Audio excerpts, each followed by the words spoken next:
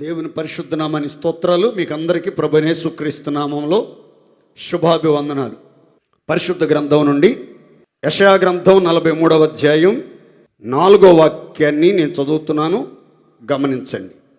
నీవు నా దృష్టికి ప్రియుడివైనందున ఘనుడవైతివి, నేను నిన్ను ప్రేమించుచున్నాను గనుక నీకు ప్రతిగా మనుష్యులను అప్పగించుచున్నాను, నీ ప్రాణమునకు ప్రతిగా జనములను అప్పగించుచున్నాను.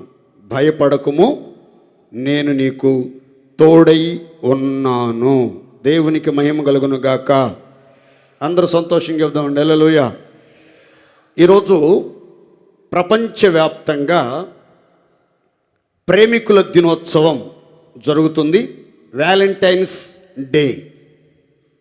ఈ సందర్భంగా చాలామంది ప్రేమికులు పనికిమాలినటువంటి కార్యక్రమాలలో కొనసాగుతూ ఉన్నారు.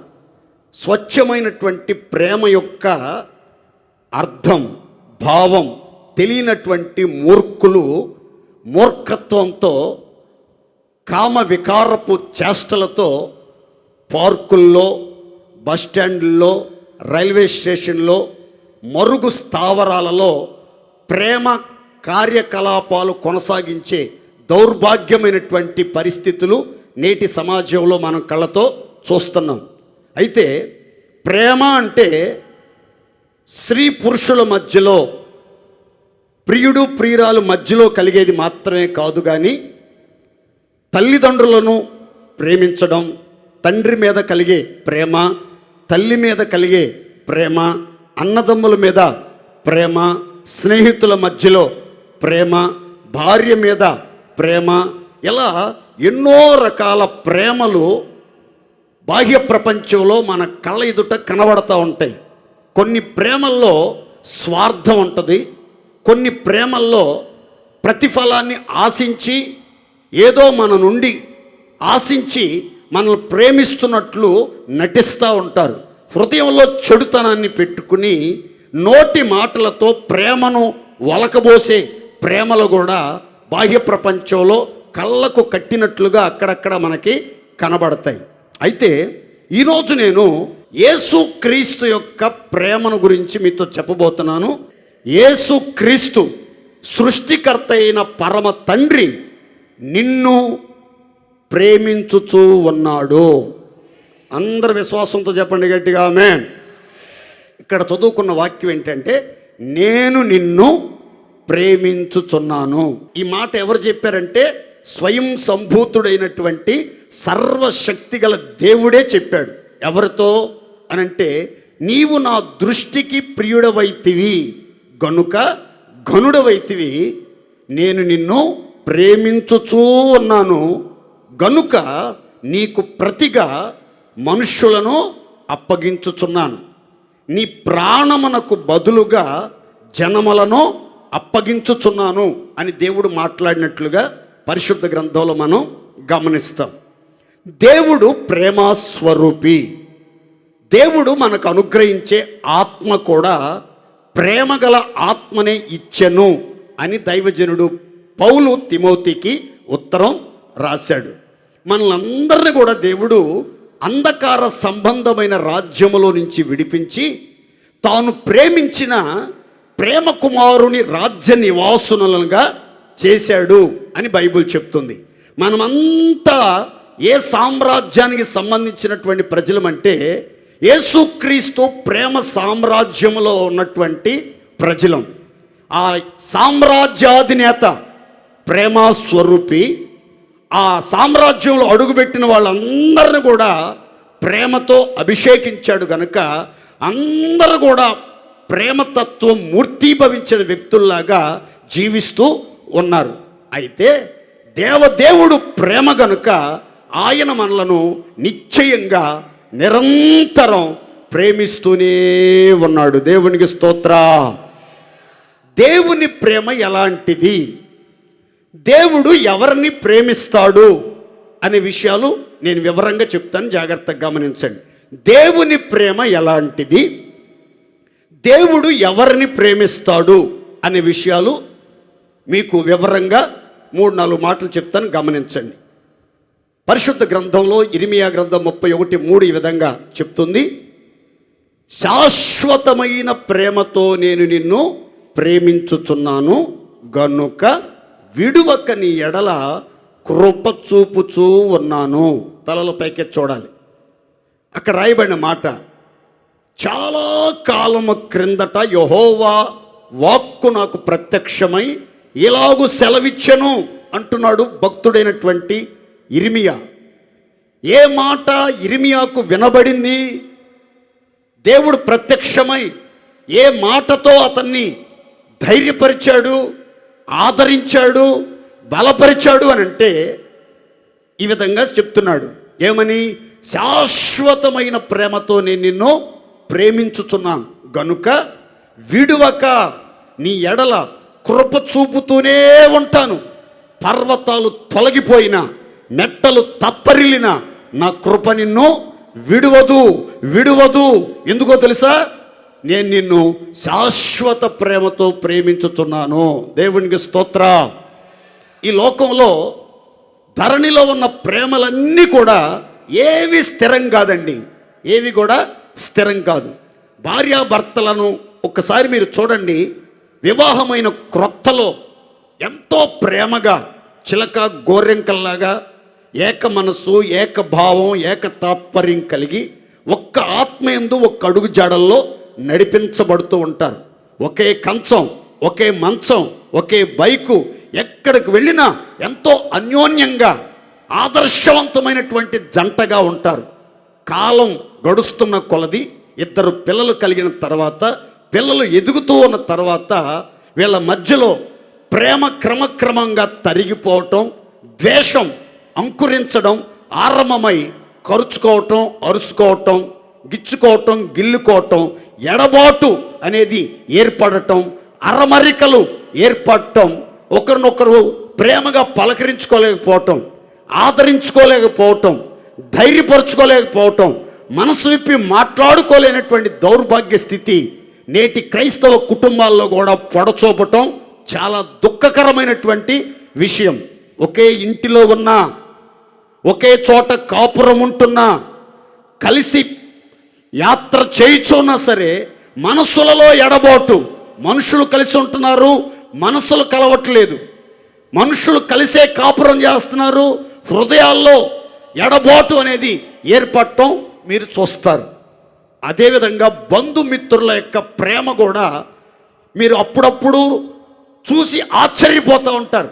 మా బంధువులు మమ్మల్ని ఎంత ప్రేమిస్తారోనండి, మా రక్త సంబంధులు మమ్మల్ని ఎంత ప్రేమిస్తారోనండి, మా కులస్తులు మమ్మల్ని ఎంత ప్రేమిస్తారోనండి, మా జాతి వాళ్ళు మమ్మల్ని ఎంత ప్రేమిస్తారోనండి. మేమంటే వల్లమాలిన ప్రేమండి, ఎనలేని ప్రేమండి. ఆ ప్రేమ చేత మేము మూర్ఛిల్లి మైమర్చిపోతామండి అని చెప్తారు. బంధువులు, మిత్రులు చూపే ప్రేమ ఎలాంటిదంటే వెలుగుతున్నటువంటి ప్రేమ దీపం లాంటిది. అది ఎంతవరకు ఉంటుందంటే నూనె ఉన్నంత వరకే. నీ దగ్గర ఆస్తి ఉన్నంత వరకు, నీకు నకముఖాల రాబడి వస్తున్నంత వరకు, నీవు మంచి పేరు ప్రఖ్యాతులు కలిగి, కీర్తి ప్రతిష్టలు కలిగి, అందలములో ఊరేగుతున్నంత కాలం మావాడు, మా అమ్మాయి, మా బంధువులే, మా వేలు విడిచిన చుట్టాలే, మాకు దూరపు బంధువులు అని వరుసలు కలుపుకుని రాసుకుంటూ పూసుకుంటూ తిరుగుతారు. నీ పరిస్థితి బాగోక, నీ ఆస్తి అంతా రెక్కలొచ్చిన పిట్టలాగా ఎగిరిపోయి, ఆరోగ్యం క్షీణించి, దురవస్థలో ఒంటరిగా మంచం పట్టి మూలుగుతూ ఉన్నటువంటి వేళలో బంధువులు ఒక్కరు కూడా నిన్ను పలకరించడానికి కానీ, పరామర్శించడానికి కానీ, ఆదుకోవటానికి కానీ, సహాయం చేయటానికి కానీ ఎవ్వరూ నీకు కనబడరు. నీకు ఎదురుబడినా దారి మళ్ళించి పెడముఖం పెట్టి పక్కదారిని వెళ్ళిపోతూ ఉంటారు. చూడండి, బెల్లం ఉన్న చోటకే ఈగలు వస్తాయి. చెరువులో నీళ్లు సమృద్ధిగా ఉన్నప్పుడే కప్పలు కుప్పలు కుప్పలుగా చేరతాయి. చెరువు ఎండిపోతుంది అనుకోండి, ఎక్కడ కప్పలు అక్కడికి వెళ్ళిపోతాయి. బెల్లము, చక్కెర ఉన్నంత కాలం ఈగలు, చీమలు బారులు బారులుగా వస్తూ ఉంటాయి. అది అక్కడ ఖాళీ అయిపోతే ఒక్క సీమ కనబడదు, ఒక్క దోమ కనబడదు. అలాగే మీకు ఆరోగ్యం ఉన్నంత వరకు, మీకు సమృద్ధి ఉన్నంత వరకు, మీకు మంచి సాక్ష్యం ఉన్నంత వరకు, నలుగురు మధ్యలో మీరు గణపరచబడుతున్నంత వరకు అందరూ మీ చుట్టూ తిరుగుతారు, మీ సమృద్ధిని అనుభవిస్తూ ఉంటారు, మిమ్మల్ని గణపరుస్తూ ఉంటారు. ఏమీ లేని వారై రక్త హస్తాలతో చేతులెత్తి ఆదుకొండర్రా బాబు అని అంటే ఎవ్వడు నీ వైపు చూడను కూడా చూడరు. అట్టి మాయలోకంలో, భయంకరమైన దుష్ట ప్రపంచంలో మనం కొనసాగించబడుతూ ఉన్నాం. కానీ మన దేవుడు ఎవరంటే మనల్ని ప్రేమిస్తున్నాడు. ఎలాంటి ప్రేమతో అంటే శాశ్వతమైన ప్రేమతో. దేవుని స్తోత్ర. ఆరోగ్యం ఉన్నా లేకపోయినా, ఆస్తి ఉన్నా లేకపోయినా, అందం ఉన్నా లేకపోయినా, శోధనలైనా, బాధలైనా, బంధకాలైనా, రోగాలైనా, ఎలాంటి చిక్కు పరిస్థితుల్లో, చిక్కు సమస్యల్లో నడిపించబడుతున్నా నిన్ను ఎన్నడూ విడవకుండా, ఏ మాత్రము ఎడబాయకుండా నిన్ను ప్రేమించేవాడు, నిన్ను కలవరించేవాడు, కరుణగల హస్తాలతో నిన్ను చేరదీసే దేవుడు నజరేయుడైన యేసు. ఆయన ప్రేమ మారదు, మార్పు చెందదు. ఆయన ప్రేమ మధురమైనటువంటి ప్రేమ, మరణము లేనటువంటి ప్రేమ, శాశ్వతమైన ప్రేమ, శాపము లేనటువంటి ప్రేమ, విలువైన ప్రేమ, వంచన లేనటువంటి ప్రేమ. అలాంటి దివ్యమైనటువంటి ప్రేమను మీ ఎడల చూపాలని ఆయన మిమ్ములను శాశ్వత ప్రేమతో ప్రేమించుచూ ఉన్నాడు. దేవుని స్తోత్ర. యేసు ప్రేమ ఎంత శ్రేష్టమైన ప్రేమ!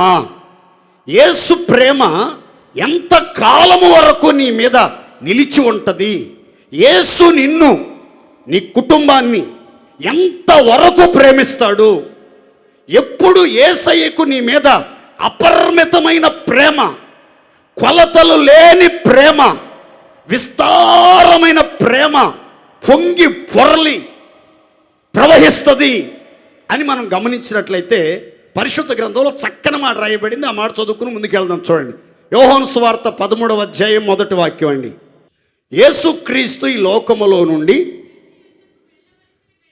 తండ్రి యొద్దకు వెళ్ళవలసిన గడియ వచ్చినని యేసు ఎరిగి, ఈ మాట గమనించండి, లోకములోనున్న తన వారిని ప్రేమించి వారిని అంతము వరకు, బ్రాకెట్లో ఏమని ఉంటుందంటే సంపూర్ణముగా ప్రేమించను. చప్పట్లు కూడా దేవుడు మహిమ పరుదాం గట్టిగా. తలలో పైకెత్తి చూడండి. నేను చెప్పాలనుకున్నది, నా మనసులో ఉన్నటువంటి మాట మీకు చెప్తాను, మీకు అర్థమయ్యేటట్టు గమనించండి. యోహాను 3:16 ఈ విధంగా ఉంటుంది, దేవుడు లోకమును ఎంతో ఎంత ప్రేమించాడు, కొలతలు లేవు. యేసు దేవుని ప్రేమ యొక్క పొడవు, లోతు, ఎత్తు, వెడల్పు ఎంత అని గ్రహించడం ఎవరి సాధ్యమో కాదు. ఇక్కడ జాగ్రత్తగా వినాలి. లోకమంతటిని ప్రేమించిన తీరు, విధానం వేరు. ఇక్కడ యోహాను 13:1 రాయబడిన మాట ప్రత్యేకమైన మాట. ఏమని? యేసు తన వారిని ప్రేమించి. ఎవరినండి? లోకములో ఉన్న వారందరిని కాదు, తన వారిని, తన ప్రజలను, తన పేరు పెట్టబడిన వారిని, తన నిమిత్తం ప్రత్యేకించబడిన వారిని, తనను వెంబడించుచున్న వారిని, తన శిష్యులుగా పిలువబడుతున్న వారిని, తన యొక్క దివ్య బోధల చేత వెలిగించబడినటువంటి వారినట యేసు ప్రేమించాడట. ఎంతవరకు ప్రేమించాడంటే అంతము వరకు, ఈ లోకములో ఉన్నంత వరకు ప్రేమించాడు. ఎలాంటి ప్రేమతో అనంటే సంపూర్ణమైన ప్రేమతో. దేవునికి స్తోత్ర. ఎలాంటి ప్రేమ అండి? సగం ప్రేమతో కాదు. కొంతమంది చూడండి, హృదయం నిండా కపటం, కుళ్ళు, ద్వేషం పెట్టుకుని పైకి మాత్రం తేనెలాంటి మాటలు, నూనె కంటే నునుపైన మాటలతో ప్రేమ ఒలకబోస్తూ ఉంటారు. అలాంటి ప్రేమ కాదు యేసయ్య చూపిన ప్రేమ. ఎలాంటి ప్రేమ అంటే సంపూర్ణమైనటువంటి ప్రేమ, లోపము లేనటువంటి ప్రేమ, స్వార్థం లేనటువంటి ప్రేమ, ప్రతిఫలాన్ని ఆశించనటువంటి ప్రేమ, స్వచ్ఛమైనటువంటి ప్రేమ, పవిత్రమైనటువంటి ప్రేమతో తన వారిని అందరినీ ప్రేమించాడు, సంపూర్ణంగా ప్రేమించాడు, అంతము వరకు ప్రేమించాడు. దేవుని స్తోత్ర. అయితే నేను చెప్పాలనుకున్న చక్కని మాట ఏంటంటే, తన వారిని ప్రేమించి సంపూర్ణంగా అంతవరకు యేసయ్య ప్రేమించాడు కదా. యేసు తన వారిని ప్రేమించాలంటే, యేసు తన ప్రజలను ప్రేమించాలంటే ఒక ప్రత్యేకమైన ప్రేమ, శాశ్వతమైన ప్రేమ, మార్పులేని మధుర ప్రేమను మన ఎడల పంచాలి, మనకు రుచి చూపించాలి, మన మీద ప్రేమను ధ్వజముగా ఎత్తాలి. ఆయన ప్రేమాతిశయముతో మనం మూర్ఛిల్లి సొమ్మసిల్లి, అమ్మో యేసయ్య ప్రేమ ఎంతుందా నా మీద అని ఉబ్బి తప్పిపోయిపోయి, అసలు ఏ లోకంలో తేలియాడుతున్నావో అర్థం కాని పరిస్థితుల్లో నువ్వు నిలబడాలి అంటే మనలను యేసయ్య ఎప్పుడు ప్రేమిస్తాడు, దేవుని ప్రేమకు ఎప్పుడు మనం పాత్రులుగా మార్చబడతాం, దేవుడు ఎప్పుడు మనం ప్రేమిస్తాడు అనే విషయాలు నేను మీకు వివరంగా చెప్తాను. జాగ్రత్తగా గమనించండి. దేవుని స్తోత్రం చెప్పండి గట్టిగా. హల్లెలూయా. గట్టిగా చెప్పండి హల్లెలూయా. లోకంలో కొంతమంది చెప్తా ఉంటారు, అరే పలానా అమ్మాయిని ప్రేమించేవని తెలిసింది, ఎందుకు ప్రేమించేవారంటే వాడు చెప్తాడు, ఆ అమ్మాయి క్వాలిటీలు చెప్తాడు. కోటేరు ముక్కు, కొంగ మెడ, వాలు జడ, ఇట్లా రకరకాల క్వాలిటీ చెప్తాడు. స్లిమ్గా ఉంటుంది. కొంతమంది స్లిమ్గా ఉంటే నచ్చిద్ది, కొంతమంది డ్రమ్ములాగా ఉంటే నచ్చిద్ది, కొంతమంది పొట్టిగా ఉంటే నచ్చిద్ది, కొంతమంది పొడుగ్గా ఉంటే నచ్చిద్ది. ఇట్లా రకరకాల టేస్ట్లు, రకరకాల అభిరుచులు కలిగినటువంటి వాళ్ళు సమాజంలో ఉంటారు. కొంతమంది తల్లిదండ్రులు పిల్లల్ని ప్రేమిస్తారు. ఏమా నీకెవరంటే ప్రేమ అంటే, నాకు చిన్న కొడుకు అంటే మహా ప్రేమ అంటది. అయ్యా నీకెవరయ్యా ప్రేమ అంటే, నాకు పెద్ద కూతురు అంటే మహా ప్రేమ. ఎందుకయ్యా? మా పెద్ద కూతురికి నా ముఖమే, నా అభిరుచులే, నాకులాగే చేతులు తిప్పిద్ది, నాకులాగే నడిసిద్ది, నాకులాగే మాట్లాడిద్ది, నాకులాగే పాటలు పాడిద్ది. నా మనసు ఎట్టాడదో కులుబోతు మనసు, నా కూతురుది కూడా సేమ్ కులుబోతు మనసే, అందుకని నా కూతురు అంటే నాకు చాలా ఇష్టం, పెద్ద కూతురు అంటే అని అంటాడు ఈయన. ఇట్లా ఎవరి అభిప్రాయాలు వాళ్ళకి, ఎవరి అభిరుచులు వాళ్ళకి ఉంటాయి. మరి యేసుక్రీస్తు కూడా నిన్ను, నన్ను, మనలను ప్రేమించి శాశ్వత ప్రేమతో ప్రేమించి సంపూర్ణమైన ప్రేమ మాధుర్యాన్ని మనకు త్రాగించి ఆ ప్రేమలో మనల్ని స్థిరపరచాలంటే మనలో ఏముండాలి? ఎప్పుడు యేసయ్య మనల్ని ప్రేమిస్తాడు? 4 మాటలు క్లుప్తంగా బహు వివరంగా చెప్తాను, జాగ్రత్తగా వినండి. దేవుడు మిమ్మలను ప్రేమించుచూ ఉన్నాడు. అందరు అర్థమైన వాళ్ళందరూ చేతులు ఎదిగట్టి స్తోత్రం చెప్పండి. హల్లెలూయా. మొదటి మాట ఎవరిని ప్రేమిస్తాడో చదువుకుందాం చూడండి. సామెతల గ్రంథం 8వ అధ్యాయం 17వ వాక్యం చదువుతున్నారు, గమనించండి. నన్ను ప్రేమించు వారిని నేను ప్రేమించుచున్నాను. తలలపైకే చూడండి. ఇక్కడ రాయబడిన చక్కని మాట మీకు వివరంగా అర్థమయ్యేటట్టు చెప్తాను చూడండి ఒకసారి. నన్ను ప్రేమించు వారిని నేను ప్రేమించుచూ ఉన్నాను. దేవుడు చూడండి చెప్తున్న చక్కని మాట. నన్ను ఎవరైతే పూర్ణ హృదయముతో, పూర్ణ మనస్సుతో, పూర్ణ శక్తితో, పూర్ణ వివేకముతో ప్రేమిస్తారో నేను కూడా వారిని ప్రేమిస్తాను. శాశ్వతమైన ప్రేమతో నన్ను ఎవరైతే ప్రేమిస్తారో నేను కూడా వారిని శాశ్వతమైన ప్రేమతో ప్రేమిస్తాను. విడవకుండా ఎవరైతే నన్ను ప్రేమిస్తారో నేను కూడా విడవకుండా వారిని ప్రేమిస్తాను. నాతో ఎవరైతే ప్రేమగా మాట్లాడతారో నేను కూడా వారితో ప్రేమగా మాట్లాడతాను. ఎవరైతే నా సన్నిధిలో ప్రేమ తత్వం కలిగి నడిపించబడతారో నేను కూడా వారి ఎడల పూర్తి స్థాయిలో ప్రేమని వారికి పంచుతాను అని దేవుడు సెలవిస్తున్నాడు. చాలా జాగ్రత్తగా గమనించాలి. యేసయ్య మనల్ని ఒక ప్రత్యేకమైనటువంటి రీతిలో ప్రేమించాలి. ఆయన ప్రేమకు మనం పాత్రులుగా మార్చబడాలి.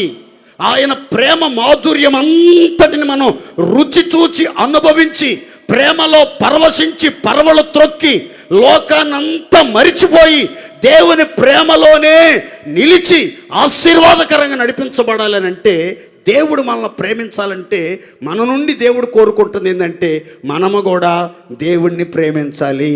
దేవుని స్తోత్రం చెప్పండి గట్టిగా. గట్టిగా చెప్పండి.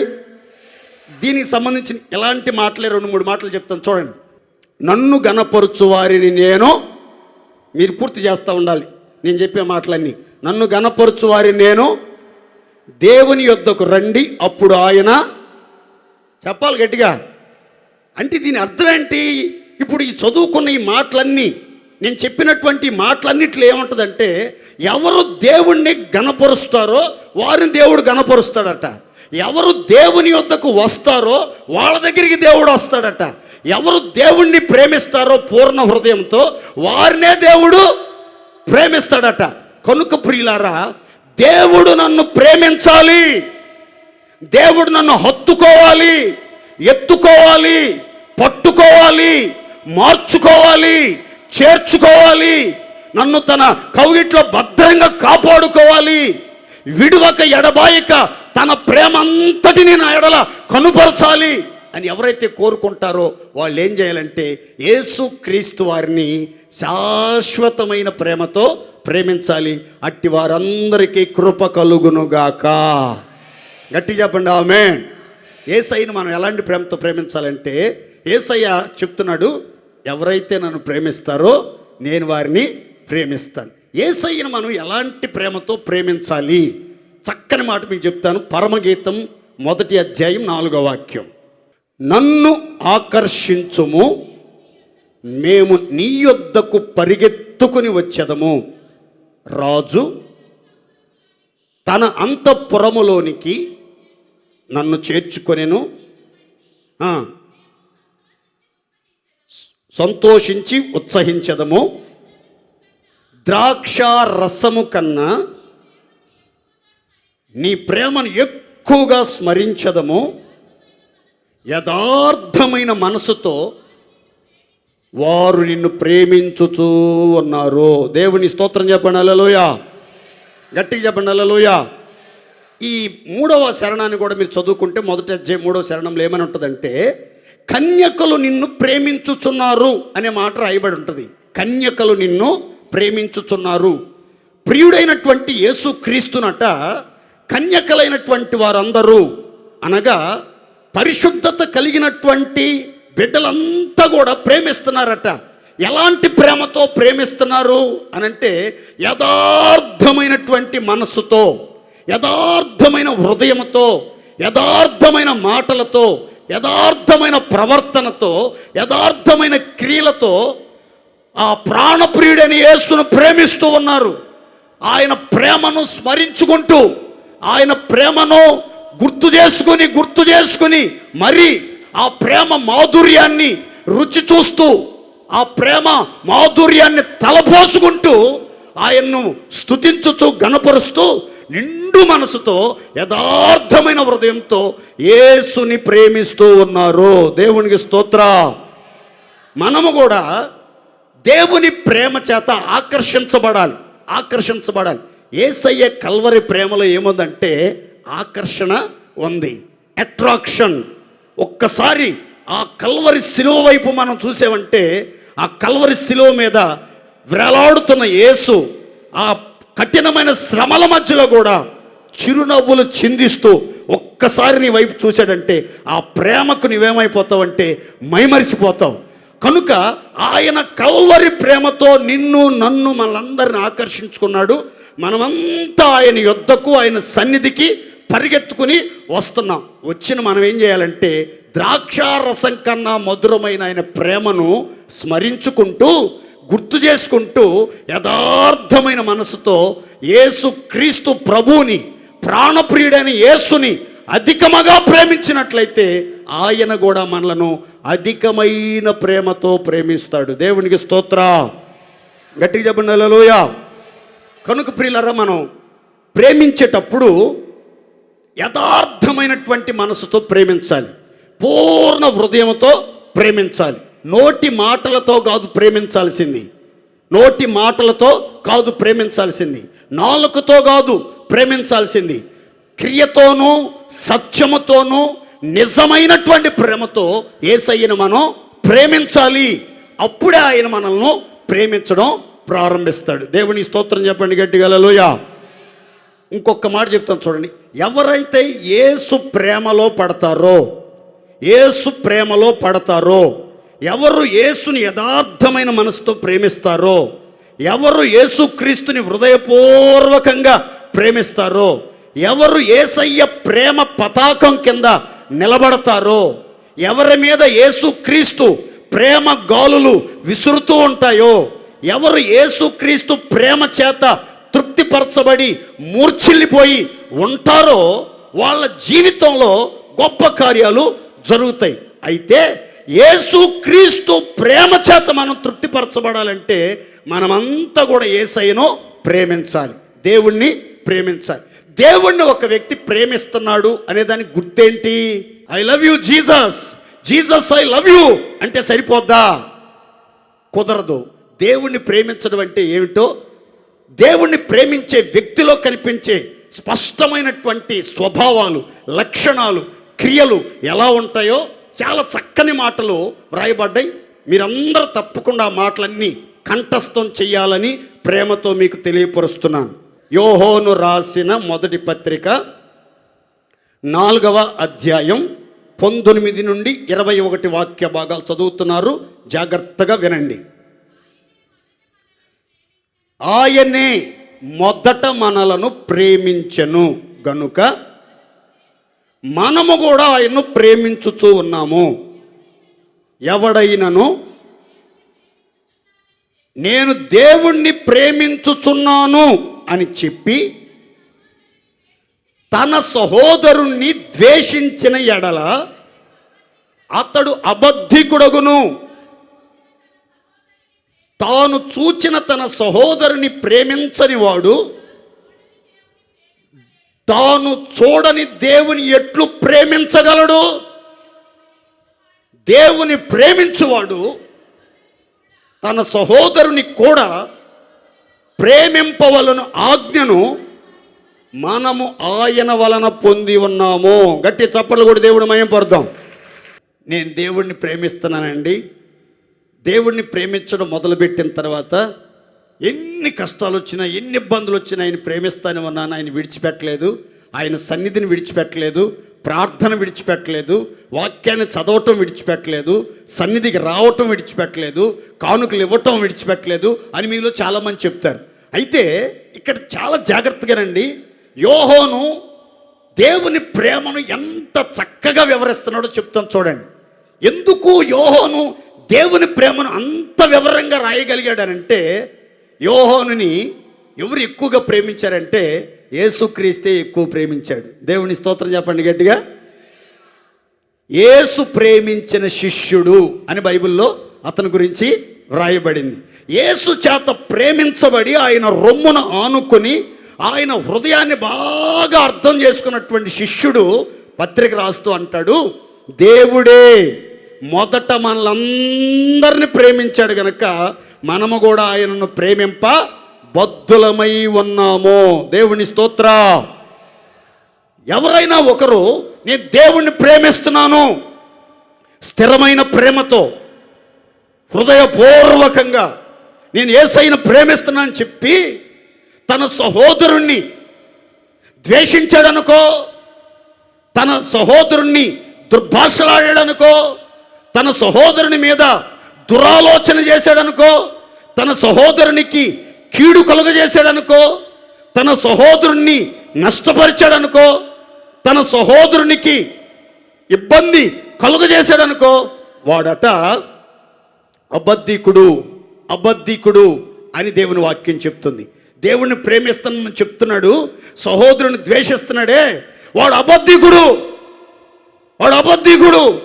ఎందుకయ్యా అని అంటే యోహోను చెప్తున్నాడు, పిచ్చోళ్ళరా, సహోదరుడు ప్రతిరోజు కళ్ళెదురు కనబడుతున్నాడు, సహోదరుడు ప్రతిరోజు కళ్ళెదురు కనబడుతున్నాడు, వారానికి ఒకసారి అయినా కళ్ళ ఎదుట కనబడుతున్నాడు, నెలకు ఒకసారి అయినా కళ్ళ ఎదుట కనబడుతున్నాడు, ప్రతిరోజు నీ పక్కింట్లో నుంచి బయటికి వస్తున్నాడు, కలిసి ఇద్దరు పనికి వెళ్తున్నారు, కానీ ఆ సహోదరుని ప్రేమించకుండా వాడిని ద్వేషిస్తూ, దుర్భాషలాడుతూ, గాయపరుస్తూ, హింసిస్తూ, హాని చేస్తూ, దేవుడంటే ప్రేమ, స్తోత్రం, హల్లెలూయా, యేసు రక్తమే జయం, నీ ప్రేమే నన్ను ఆదరించెను, నీ ప్రేమ విడిచి క్షణమైనా బ్రతకలేను, మరవలేను అని మాయ మాటలు చెబుతావరా అబద్ధికుడా అని దేవుడు అంటాడట.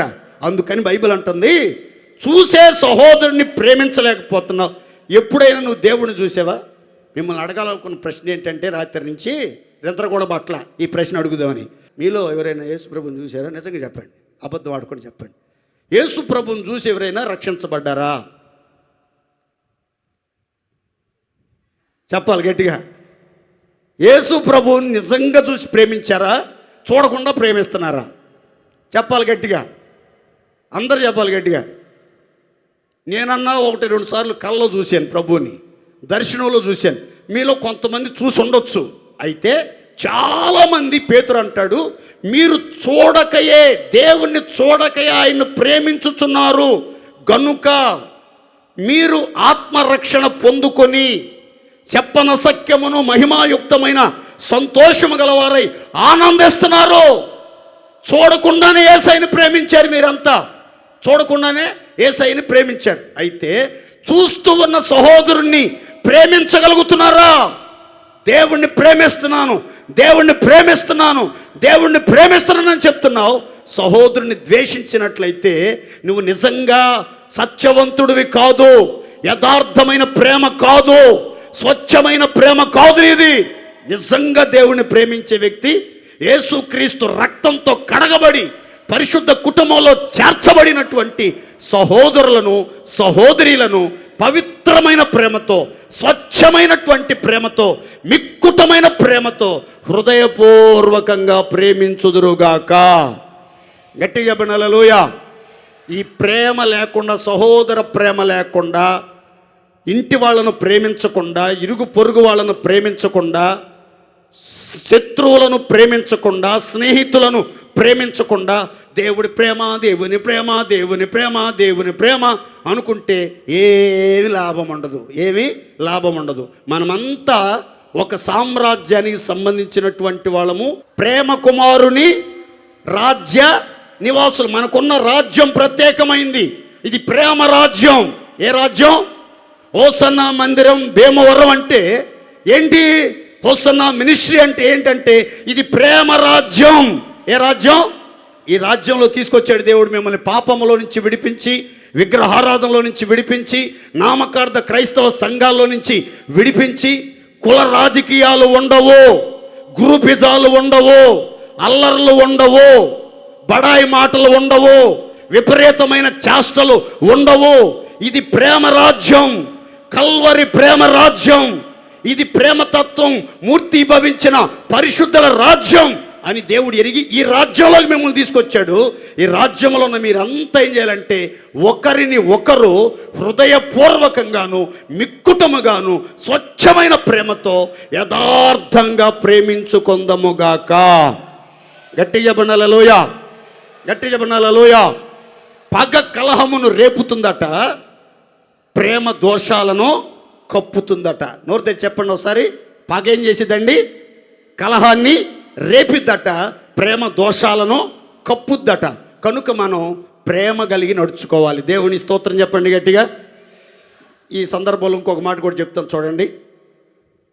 సొలొమోను గ్రంథకర్త అంటాడు, పగవాని ఎంట క్రొవ్విన ఎద్దు మాంసం తినటం కంటే, గొర్రె మాంసం తినటం కంటే, మేక మాంసం తినటం కంటే ప్రేమ గల చోట కూరాకులు తినుట మేలు, మంచిది అని అంటాడు. అంటే దీని అర్థం ఏంటి అని అంటే, కొన్ని కుటుంబాల్లో భర్తలు, కుటుంబ యజమానులు భార్యని ప్రేమించి, పిల్లల్ని ప్రేమించి, తల్లిదండ్రులను ప్రేమించి, కుటుంబ సభ్యులను ప్రేమించి మంచి ఇల్లు కడతారు, మంచి డబల్ కాట్ మంచాలు కొంటారు, ఏసీ కూడా బిగిస్తారు, కూలర్ కూడా బిగిస్తారు, వాషింగ్ మిషన్ కూడా ఉంటుంది, కుక్కర్ ఉంటుంది, గ్రైండర్ ఉంటుంది.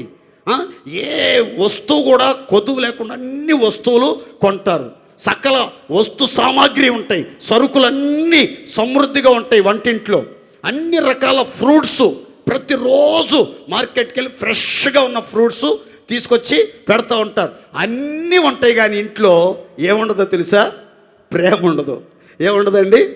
నోరు తెచ్చి చెప్పండి, ఏముండదు? తినాలని డైనింగ్ టేబుల్ దగ్గరికి వెళ్ళే సమయానికి ఒక డైలాగ్ వేస్తాడు. పని పాట చేయది కానీ తెచ్చినట్టు దిట్టంగా తింటూ ఉంటుంది, కూర్చుంటూ ఉంటుంది. దరిద్రపది ఏ రోజు నా పాలిట పడిందో, నా కర్మెట తగలబడింది అని అంటాడు. ఇక తినేవాళ్ళు తినగలుగుతారండి హృదయపూర్వకంగా? అన్నీ ఉన్నాయి.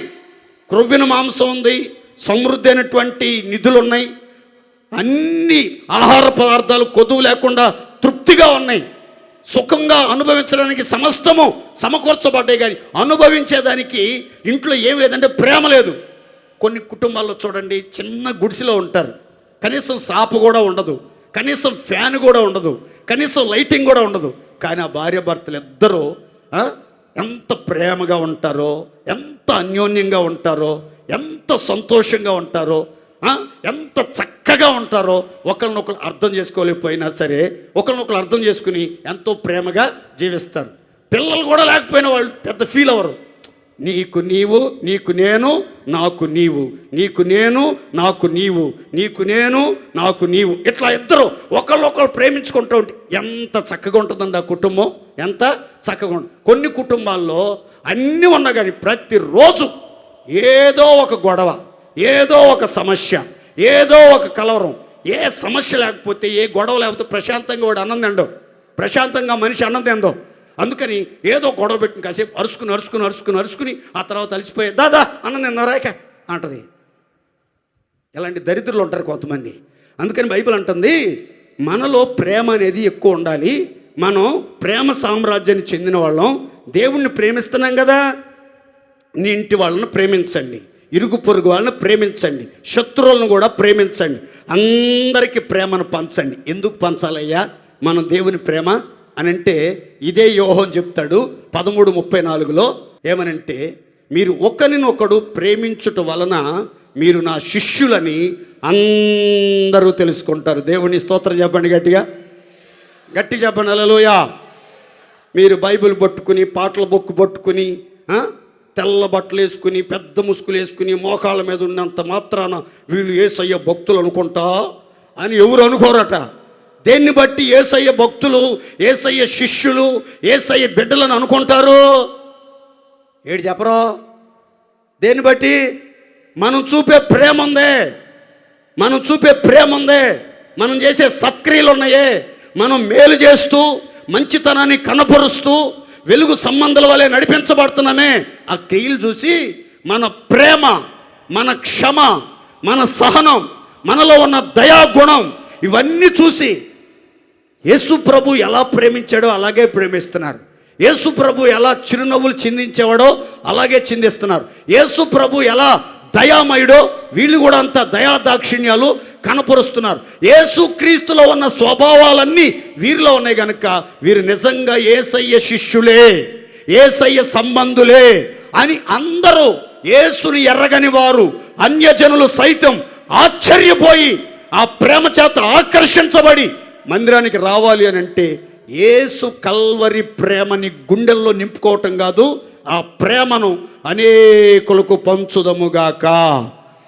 గట్టి చెప్పండి హల్లెలూయా. ప్రేమను పంచండి అండి, ప్రేమని పంచండి, తుంచబాకండి. ప్రేమను పంచండి, తుంచబాకండి. అన్ని విషయాల్లో ప్రేమ మీ గుండెల నిండా ఉండాలి. ఆ పరిపూర్ణ ప్రేమను, మధురమైన ప్రేమను, కల్మషము లేని ప్రేమను, ఎడబాటు లేని ప్రేమను, అరమరికలు లేని ప్రేమను, వంచన లేని ప్రేమను అందరికీ పంచి అనేకుల ఎదుట దేవుని నామమును మహిమపరచుదముగాక.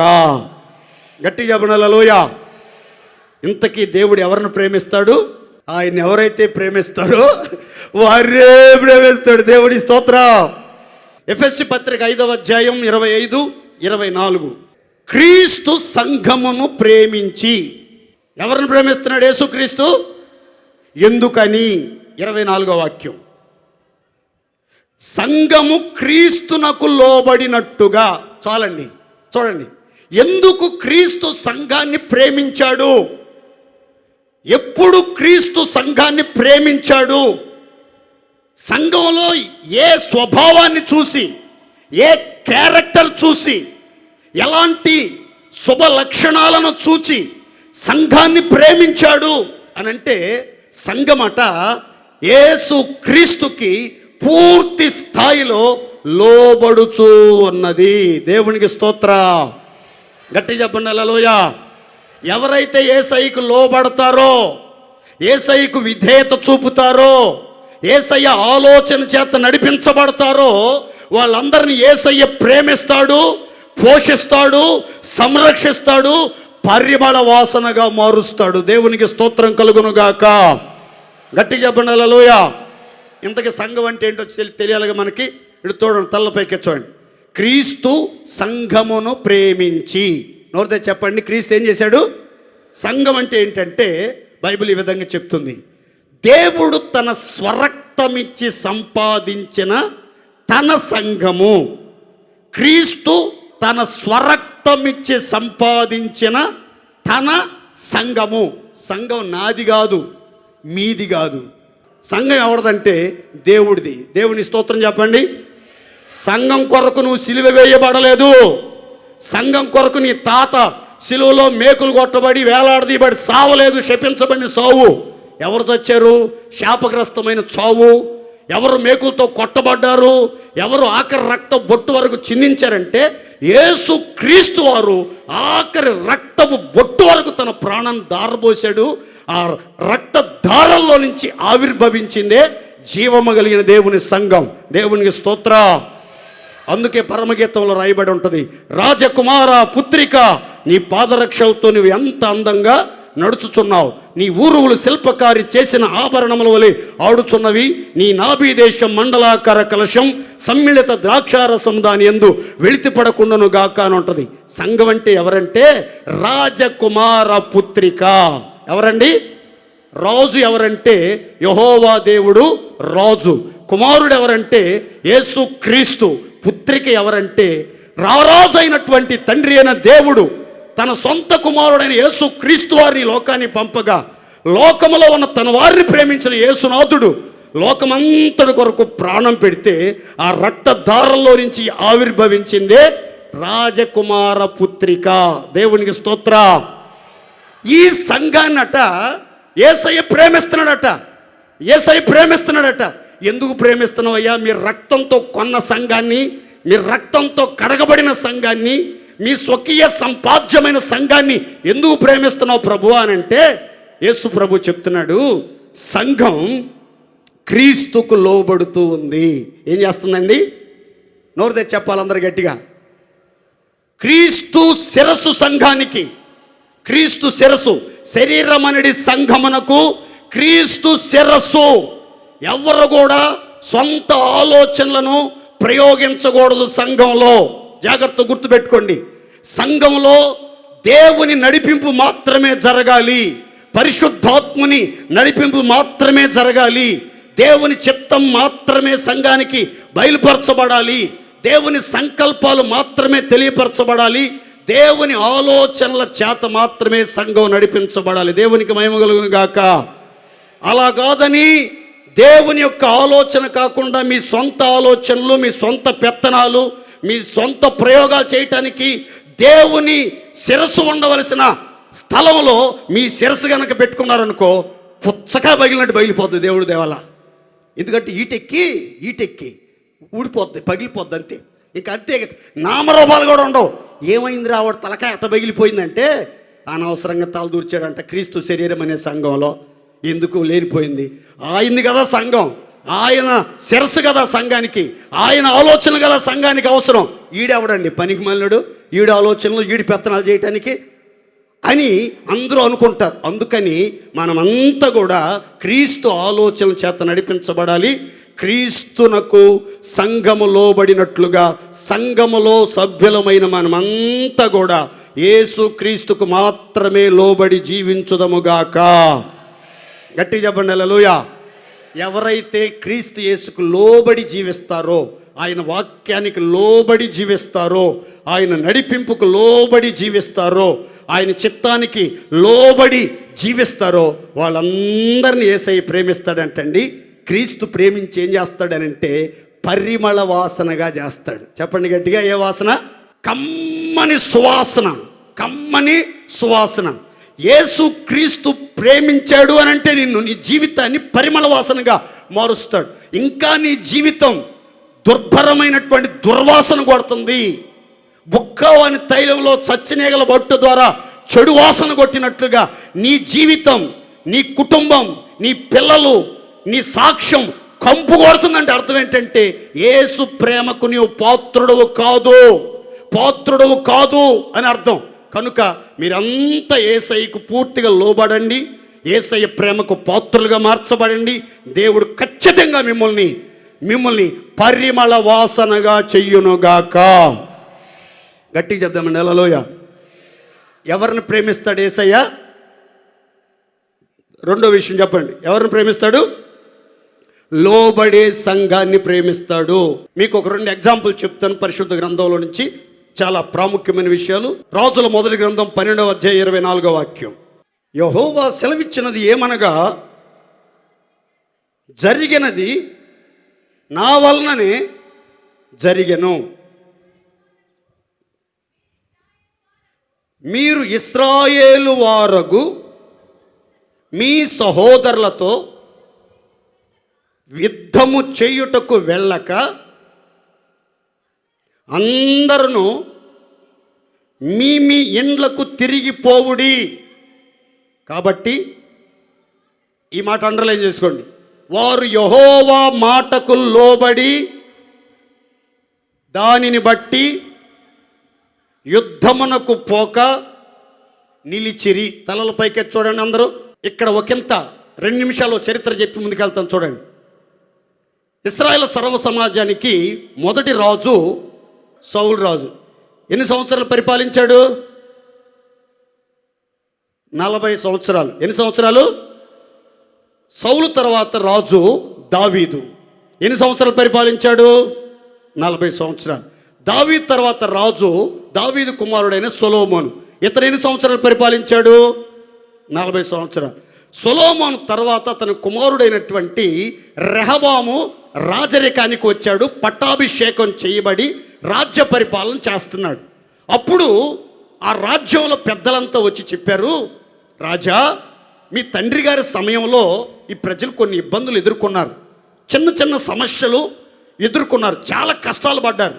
కాబట్టి ఈ ప్రజలంతా మీకు దాసులుగా ఉండి ఈ రాజ్యం మీకు స్థిరపరచబడి మీ సంతానానికి ఆశీర్వాదకరంగా అనుగ్రహించబడేటట్లుగా మీ యొద్దకు వచ్చే ప్రజలతో మృదువుగా మాట్లాడండి, ప్రేమగా మాట్లాడండి, వాళ్ళకి అన్ని విషయాల్లో అనుకూలంగా ఉండండి. అప్పుడు మీకు వాళ్ళు సదాకాలం దాసులుగా ఉంటారు, మీరు చెప్పిందంతా చేస్తారు, రాజ్యం స్థిరపరచబడి సుభిక్షితంగా సురక్షితంగా ఆశీర్వాదకరంగా ఉంటుంది అని చెప్పారు పెద్దలు. అయితే ఓకే అని చెప్పి తనతో కూడా ఎదిగినటువంటి యవనస్తులను పిలిచాడు, వాళ్ళ ఫ్రెండ్స్ని. ఎరా పెద్దోళ్ళు ముసలోళ్ళు ఎట్లా చెప్తున్నారు, మా నాన్నగారి టైంలో ఉన్నటువంటి మంత్రులంతా, మీ ఆలోచన ఏంట్రా, ఎట్లా చేస్తే రాజ్యం బాగుంటుంది అని అంటే, లేటెస్ట్ ట్రెండ్ రా బాబు, ఇప్పుడు యూత్ది రాజ్యం అంతా, కనుక నా మాటను ముసలోళ్ళ మాటలు వినొద్దు, మీ నాన్నగారి కంటే కూడా కొంచెం ఉపదేశాన్ని కఠినం చేయాలి. మీ నాన్నగారు కొరడాలతో కొట్టాడనుకో, నువ్వు చెబుకులతో పొడవాలి. మీ నాన్నగారు ఒక వేలు బొరువు పెడితే నువ్వు 2 ఏళ్ళు బొరువు పెట్టాలి. ఎట్లా కఠినమైనటువంటి మాటలు చెప్తే ఈ పనికిమాలినోడికి పెద్దల మాటల కంటే కూడా యవనస్తుల మాటలు బాగా నచ్చినాయి. అప్పుడు ఏమైందంటే రాజ్యం 2 ముక్కలుగా విడిపోయింది. 10 గోత్రాల వారికి యెరోబాము అనే ఒక వ్యక్తిని రాజుగా అభిషేకించాడు దేవుడే తన ప్రవక్త ద్వారా. 2 గోత్రాలు మాత్రమే, యోధా బెన్యామీన్ గోత్రాలు మాత్రమే రెహబాముకి ఇవ్వబడ్డాయి. ఆ తర్వాత కొంతకాలం గడిచిన తర్వాత రెహబాము మనసులో ఉన్న ఆలోచన ఏంటంటే, నా రాజ్యాన్ని నా యొద్ద వెట్టి పనులు చేసే యెరోబాము చీల్చుకున్నాడు, రాజ్యాన్ని వశపరుచుకున్నాడు, ఎక్కువ భాగాన్ని ఆక్రమించుకున్నాడు, నా రాజ్యం నేను మరలా దక్కించుకోవాలి, నా రాజ్యాన్ని మరలా నేను స్వతంత్రించుకోవాలని ఆలోచన కలిగి యుద్ధ ప్రావీణ్యత కలిగినటువంటి పరాక్రమవంతుల్ని, ధైర్యశాలుల్ని సమకూర్చుకుని ఇశ్రాయేలీల 10 గోత్రాలతో యుద్ధం చేయటానికి రెహబాము సిద్ధపడి వెళ్తా ఉన్నాడు. వెళ్తుంటే ఈ లోపు దేవుడు షమయా అని ఒక ప్రవక్త ప్రత్యక్షమై చెప్తున్నాడు, షమయా నువ్వు వెళ్ళి యోధా రాజు అయిన రెహబాముతోనూ యోధా జనాంగముతోనూ బెన్యామీను ప్రజలతో ఈ విధంగా చెప్పండి. ఏమని చెప్పమంటారయ్యా? జరిగిందేదో నా వల్లే జరిగింది. యెరోబాము తన స్వహస్తాలతో రాజు అవ్వలేదు. యెరోబాము కఠినముగా గర్వముతో నీ రాజ్యాన్ని ఆక్రమించుకొని రాజుగా ప్రకటించుకోలేదు. అతడు రాజు అవ్వటానికి కారకుడు నేనే అతన్ని నేల మంటిలో నుంచి తీసి హెచ్చించాను. 10 గోత్రాలకు రాజుగా అతన్ని ఆశీర్వదించి అనుగ్రహించాను. జరిగింది ఏదైనా జరిగితే అది నా వల్లే జరిగింది. మీరు దయచేసి ఇశ్రాయేలీయులైన మీ సహోదరులతో యుద్ధానికి వెళ్ళొద్దు. దయచేసి మీ ఇళ్ళకి వెళ్ళిపోండి. దేవుని మాట యుద్ధం చేయొద్దు, మీ సహోదరులతో ఇళ్ళకెళ్ళండి అని చెప్తే బైబిల్లో రాసిన మాట, వారు యెహోవా మాటకు లోబడి తమ సహోదరులతో యుద్ధమునకు పోక నిలిచిపోయిరి. దేవునికి స్తోత్ర. గట్టిగా హల్లెలూయా. ఇందులో మీకు చెప్పాలి ఒక చక్కని మాట ఏంటంటే, రెహబాము సంఘం, రెహబాము రాజ్యం, రెహబాము కుటుంబం, రెహబాము సామ్రాజ్యం స్థిరపరచబడి బలపరచబడి క్షేమాభివృద్ధి చెంది మరలా పూర్వపు వైభవంలోనికి రావటానికి గల కారణం ఏంటంటే, వీరు దేవుని మాటకు లోబడ్డారు గనుక దేవుడు వారిని ప్రేమించి దేవుడు తన మంచితనం అంతా వారి ఎడల కనుపరిచి ఆ రాజ్యాన్ని నాశనం చేయకుండా, రాజుని నాశనం చేయకుండా అన్ని విషయాల రాజ్యాన్ని కాపాడి అన్ని విషయాల్లో వర్ధల చేశాడు. దేవునికి స్తోత్ర. గట్టిగా చెప్పండి హల్లెలూయా. కనుక ప్రియులారా, మనం మన సహోదరులతో యుద్ధం చేయకూడదు, పోరాటాలు పెట్టుకోకూడదు, గొడవలు పెట్టుకోకూడదు, కలహానికి కాలు దువ్వకూడదు. దేవుని యొక్క చిత్తాన్ని గ్రహించి దేవుని మాటకు లోబడి యుద్ధాలు లేకుండా సమాధానకరంగా మీరు నడిపించబడితే దేవుడు మిమ్మల్ని ప్రేమిస్తాడు. మిమ్మల్ని పరిమళ వాసనగా చేసి మీ కుటుంబాలను స్థిరపరిచి మీ హృదయ వాంఛలను తీర్చి మీ కుటుంబాలను అన్ని విషయాల్లో వర్ధిల్ల చెయ్యునుగాక. 3వ మాట చదువుకుని ముచ్చటగా ముగిద్దాం. గమనించండి. కొరింథీయులకు రాసిన 2వ పత్రిక 9వ అధ్యాయం 7వ వాక్యం. సణుగు కొనకయు బలవంతముగా కాకయు ప్రతివాడును తన హృదయములో నిశ్చయించుకున్న ప్రకారము ఇయ్యవలెను. దేవుడు ఉత్సాహంగా ఇచ్చువారిని ప్రేమించును. దేవునికి స్తోత్రం చెప్పండి గట్టిగా. అందరు సంతోషంగా చెప్పండి హల్లెలూయా. దేవుడు ఎవరిని ప్రేమిస్తాడు? మొదట చెప్పాను, తనను ప్రేమించు వారిని ఆయన ప్రేమిస్తాడు. రెండో విషయం చెప్పాను, లోబడే సంఘాన్ని ప్రేమిస్తాడు.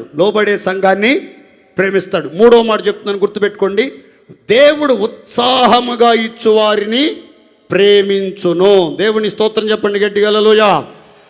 ఈ 9వ అధ్యాయం అంతా మీరు ఇంటికి వెళ్ళిన తర్వాత చదివితే అందులో రాయబడినటువంటి హైలైట్స్ కొన్ని మీకు చెప్తాను. అక్కయ్య అని పిలువబడుతున్న కొరింథీ సంఘంతో చెప్పాడు, మీరు పరిశుద్ధులకు సహాయం చేయటానికి మీరంతా చందా ధర్మం మీ యొక్క సహాయం అందించాలి.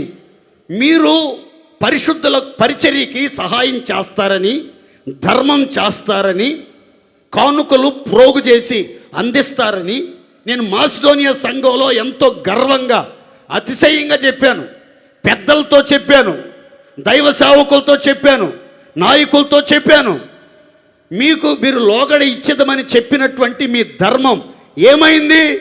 మీరు ధర్మం చేసేటప్పుడు పిసినితనంగా కాకుండా బలవంతంగా కాకుండా సణుగుతూ కాకుండా మీ హృదయములో పరిచర్య కొరకు, మందిర నిర్మాణము కొరకు, స్వార్థ పరిచర్య కొరకు, సంఘ క్షేమాభివృద్ధి కొరకు మీరు ఏదైతే ఇయ్యాలని హృదయంలో నిశ్చయించుకున్నారో, తీర్మానం చేసుకున్నారో, దేవుడు ఎంత ఇయ్యాలని మీకు ప్రేరేపణ పుట్టించి మీ మనసులను రేపాడో అది హృదయపూర్వకంగా, ధారాళంగా, సంతోషంగా, ఉత్సాహంగా ఇవ్వండి.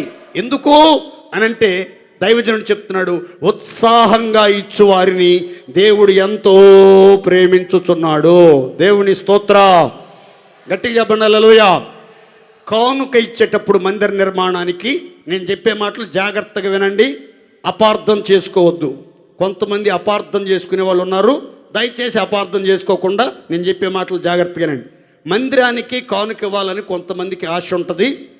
అలాంటి వాళ్ళు కొంతమంది ఏం చేస్తారంటే, ఇంట్లో లేకపోయినా వాళ్ళకి రాబడి రాకపోయినా కొంతమంది మందిరం మీద మక్కువతో ఆసక్తితో అప్పు తీసుకొచ్చి వడ్డీలు తీసుకొచ్చి కూడా కొంతమంది మందిరానికి ఇస్తారు. దయచేసి అలాంటి వాళ్ళతో నేను చెప్తున్నాను, దయచేసి మీరు కానుక ఇవ్వద్దు. మీరు కానుక అప్పు చేసిన డబ్బులు, వడ్డీకి తెచ్చినటువంటి డబ్బులు దయచేసి మీరు దేవుని మందిర నిర్మాణానికి ఇవ్వద్దు.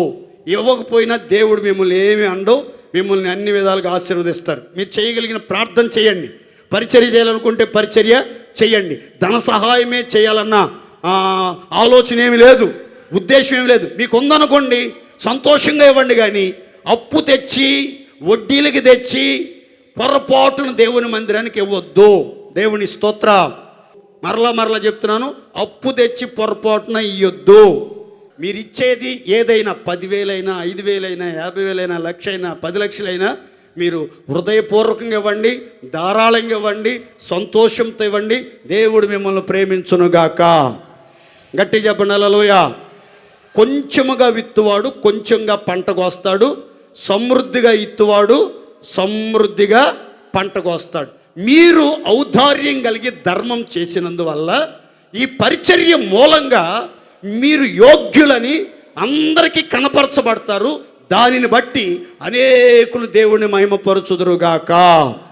గట్టి చెప్పండి హల్లెలూయా. గట్టి చెప్పాలి హల్లెలూయా. దాతృత్వంతో ధారాళంగా ఖర్చు పెట్టే మనసు కలిగి మీరు ప్రార్థన చేసుకోండి, దేవుడు మీకు సమకూరుస్తాడు తప్పకుండా. ఇంత ఇవ్వాలనుకున్నాను మందిరానికి హృదయంలో అనుకుని ప్రార్థన చేసుకున్నారనుకోండి, తప్పకుండా దేవుడు దాన్ని సిద్ధపరుస్తాడు.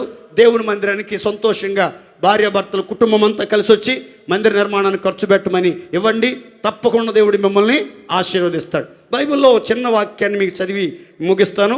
దినవృత్తాంతాల మొదటి గ్రంథం 29వ అధ్యాయం 3వ వచనం, 5వ వచనం, 7వ వచనం, 9వ వచనం, 14వ వచనం, 17వ వచనం. లోకాసు వార్త 6వ అధ్యాయం 38వ వాక్యం. దావీదు తన కుమారుడైన సొలొమోను మందిరం కడుతున్నటువంటి సందర్భంలో దావీదు చెప్పిన మాటలు ఈ 29వ అధ్యాయంలో గమనిస్తాం. దేవుని మందిరం మీద దావీదుకున్న మక్కువ చేతట కష్టస్థితిలో కూడా బహుగా ప్రయాసపడి మందిర నిర్మాణానికి కావలసిన బంగారాన్ని, వెండిని, ఇత్తడిని, ఇనుమును, దేవదారు కర్రలను, వెలగల రాళ్లను విస్తారంగా పోగు చేశాడట. సొంత బంగారం, సొంత వెండి కూడా తన ఖజానాలో తీసుకొచ్చి మందిరానికి ఇచ్చాడట. ఇచ్చి అంటాడు, ఇదిగో నేను హృదయపూర్వకంగా నా కష్టస్థితిలో, నా ఇబ్బందికరమైన పరిస్థితుల్లో కూడా మందిరం మీద నాకున్న మక్కువతో నేను ఎంతో ప్రయాసపడి సంపాదించిన వస్తు సామాగ్రిది నేను మందిరానికి ఇచ్చేస్తున్నాను. ఈ దినమున యెహోవాకు ప్రతిష్ఠితముగా మనపూర్వకంగా యెహోవాకు ఇచ్చువారు మీలో ఎవరైనా కలరా అని అనేకులు ప్రేరేపిస్తుంటే ఆ సమాజంలో అధికారులు, ప్రధానులు, ఇశ్రాయేలు సర్వ సమాజంలో అనేక మంది సంతోషంతో తమకు కలిగిన వాటిలో శ్రేష్టమైనవి, విలువైనవి తీసుకొచ్చి హృదయపూర్వకంగా ఇచ్చారట. జనులు హృదయపూర్వకంగా యెహోవాకు ఇచ్చుట చూచి దావీదు బహుగా సంతోషించాడట. ఇశ్రాయేలు సర్వ సమాజం అంతా కూడా బహుగా సంతోషించారట.